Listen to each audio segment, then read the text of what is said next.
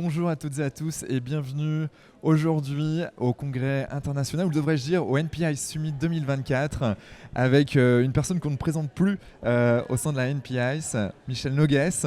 Comment allez-vous, Michel? Écoutez, moi bien, j'espère que vous aussi. Ah, ça, Je ça, pense que c'est pas l'objet, mais enfin, si, c'est l'objet. C'est comment allez-vous et comment on peut justement préserver son capital santé, comment on peut bien vivre, effectivement. Et ce sont des sujets qui sont très importants pour nous. et juste essentiel même à la vie au sens très large. Et la NPI s'en est emparée il y a quelques années maintenant. Michel, avant peut-être de rentrer dedans, qui êtes-vous, Michel Noguès? Écoutez, depuis quasiment l'origine, je collabore avec mon ami, le professeur donc Grégory Nino. Ouais. Et on a créé initialement ensemble une plateforme collaborative universitaire sur ce sujet des interventions non médicamenteuses. Moi, à l'époque, j'étais un directeur délégué d'un organisme de sécurité sociale, chargé notamment du sujet du vieillissement de la population, etc. Et c'est comme ça qu'on s'est retrouvés. Et à part ça, quand on a monté, excusez-moi du terme, mais on a monté l'association Société Savante à NPI, naturellement, Grégory en a pris la présidence et moi la vice-présidence. Voilà l'évolution. Autrement, à part ça, donc je vous l'ai dit, ancien directeur d'un organisme de sécurité sociale où je fais une grande partie de ma carrière, mais à part ça, je suis universitaire, docteur en géographie de la santé, statisticien et économiste. Voilà. Donc il y a une liste assez grande, en effet, Michel. Quel est votre rôle, vous, au sein de la NPI? Ben, Au début, on avait surtout un rôle à tout faire, hein. C'est difficile à la fois d'essayer de valoriser, puisque notre but c'est de valoriser la recherche, essentiellement le développement de la prise en compte effectivement des interventions non médicamenteuses. Mais en tant que société savante, association, il faut aussi gérer les relations, les partenariats, construire. Au fil du temps, j'ai pris essentiellement ce qu'on appelle l'administration générale, et donc je m'occupe au sein de l'ANPIAS, plus particulièrement de l'administration générale et des relations de partenariat. Vous voyez, le champ est vaste, Oui. mais enfin, bon, on touche aussi un petit peu à tout, quoi. Ouais. Voilà. C'est quoi la NPI pour vous? Ah, c'est une belle question tout compte fait, parce que pour moi, ça fait partie de ces organismes qui essaient de positionner la santé peut-être autrement. C'est peut-être pas des mots qui sont utilisés toujours. La santé vue, je dirais, au plus près des besoins des personnes, d'une façon, on dit terme un peu savant, holistique, général. Et donc, c'est ça, si vous voulez, le premier intérêt de la NPI. Mais ensuite, c'est une société savante qui se veut société savante, académique. Partant de là, c'est donner de la rigueur. Donner de la rigueur à la démarche, aux démarches de valorisation, aux démarches tout simplement on va dire de promotion, de présentation de ce que sont les interventions non médicamenteuses auprès des institutions, auprès des administrations. Il faut se donner effectivement la qualité, je dirais, scientifique.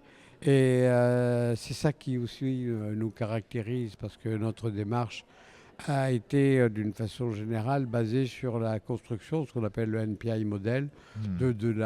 d'une méthode rigoureuse pour permettre d'abord de définir ce que sont des INM, appréhender les conditions dans lesquelles elles peuvent être utilisées, ce qu'on appelle l'avantage, le bénéfice, risque, etc.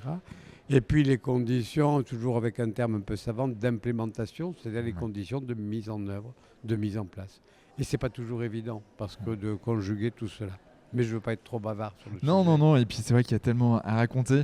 C'est vrai qu'on a des formats un peu plus longs d'habitude, mais là on a 10 petites minutes à échanger ensemble. Donc la NPIs, on sait, les interventions non médicamenteuses, on a une définition et on va avoir Grégory Nino notamment demain sur ce sujet. C'est quoi la vision de la NPIs dans un monde idéal, dans 20, 30 ans, 50 ans comment seront interprétées les interventions non médicamenteuses? Quelle place auront les interventions non médicamenteuses selon vous? C'est c'est difficile parce que c'est une pensée qui est évolutive.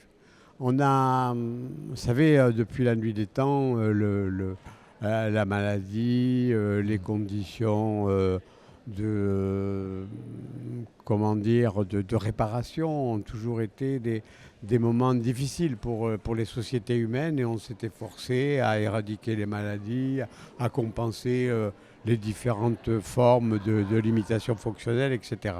Voilà, et donc ensuite on en est arrivé à des périodes où on a énormément segmenté. Aujourd'hui, et vous faites partie de ces générations-là, vous commencez à avoir une vue différente. Mais ma génération, c'était effectivement une médecine hyper segmentée. C'est la médecine spécialisée, la chirurgie du petit doigt et pas celle de l'index, etc. On est arrivé à faire des progrès techniques absolument importants, mais techniques sur le plan médical, humain, Totalement, ouais. par cette spécialisation. Et on s'aperçoit aujourd'hui que cette spécialisation, cette ultra-spécialisation de la médecine, je dirais celle qu'on connaît tous, elle est arrivée un peu à terme parce que on a à faire face à des maladies chroniques, des maladies dégénératives, et que ça ne s'apporte pas uniquement par l'aspect technique, qu'il y a une part humaine, une part sociale, une part d'implication des personnes effectivement dans leur vie. C'est important. Le cancer a beaucoup bougé, enfin qu'on fait bouger, parce que on pensait au début que le cancer, on allait pouvoir le traiter, allez, il y a une tumeur, hop, on l'enlève, c'est terminé. Puis on s'aperçoit que c'est pas du tout ça. Bien sûr. Ouais. Donc on a commencé avec le cancer de se poser d'autres questions. Comment une personne peut s'intégrer dans la vie, comment elle peut retrouver, je dirais, tout simplement le bien-être. Voilà, donc c'est ça qui me paraît important et la NPI, elle est aujourd'hui à l'aube de cette nouvelle vision, ou une vision bien sûr plus large, mais plus globale, plus dit, intégrative. Voilà, intégrative sont les mots. Alors tout le monde se bat un petit peu pour dire quel mot est le meilleur, mais de dire une médecine ou une approche de la santé plus large, en disant que les interventions non médicamenteuses sont peut-être parmi les solutions de santé. Jusqu'ici, on avait, en raccourci, on avait des solutions de santé qui étaient mécaniques, je dirais, techniques, les interventions chirurgicales, le médicament, etc. Dans l'hyper technique, et on se dit, il y a peut-être d'autres choses, et c'est cette ouverture-là.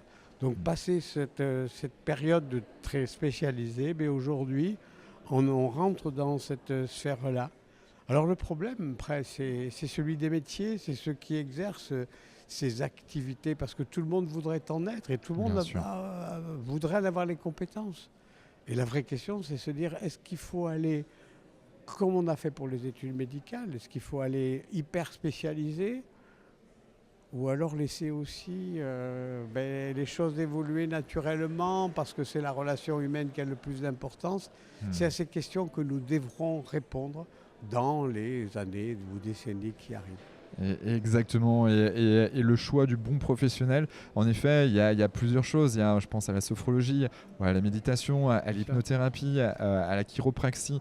Puis il y a plein de médecines ou de professions qui sont présentes, qui ont une certaine véracité scientifique. Quand je dis ça, c'est qu'il y a des études scientifiques derrière qui montrent qu'il y a des protocoles de santé, des protocoles des interventions non médicamenteuses en fait, qui permettent de dire que ça fait du bien à l'être humain.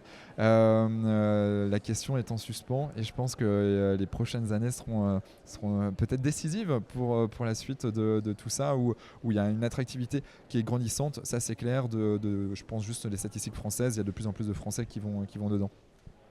On va terminer là-dessus, Michel, et je ne vais pas vous prendre plus de temps. Non, mais avec grand plaisir. Hein. Vous savez, je crois que, je ne vais pas dire qu'on vit un moment important, tout le monde vit des moments importants, mais ce qu'on espère, c'est qu'on prendra tous ensemble ce virage, et que ce virage, cette évolution, tout simplement par rapport à la façon dont on voit la santé, c'est que ça puisse être partagé. C'est une vision partagée et que ce n'est pas une vision, vous savez qu'on a la relation patient-médecin, etc., patient qui patiente, qu'on puisse avoir une vision partagée, que ce qu'on appelle l'usager, la personne malade, la personne qui a besoin tout simplement de prendre conscience de sa santé, que cette vision soit partagée avec les professionnels, avec les spécialistes, parce qu'on aura toujours besoin d'hyper spécialistes, mais qu'on ait au moins qu'on aille ensemble, voilà, et qu'il n'y ait pas des actions qui soient subies, mais qu'on soit à la fois dans la co-construction et dans le partage. J'aime bien terminer par une question. C'est quoi votre petit conseil ou votre grand conseil ou tout simplement un conseil qui vous permet d'être heureux ou tendre vers un certain bonheur? Vivez tout simplement, regardez les autres, les autres c'est riche. Faut se regarder à soi-même, c'est sûr, mais regardez les autres, essayez de les comprendre, et ainsi je crois qu'on peut faire une belle avancée. Génial. Merci infiniment Michel. Et puis on Avec mettra dans les notes du podcast et dans les réseaux sociaux tout ce qu'il faut savoir sur la NPIs et pour contacter Michel s'il y a besoin. Merci infiniment Michel. Merci beaucoup.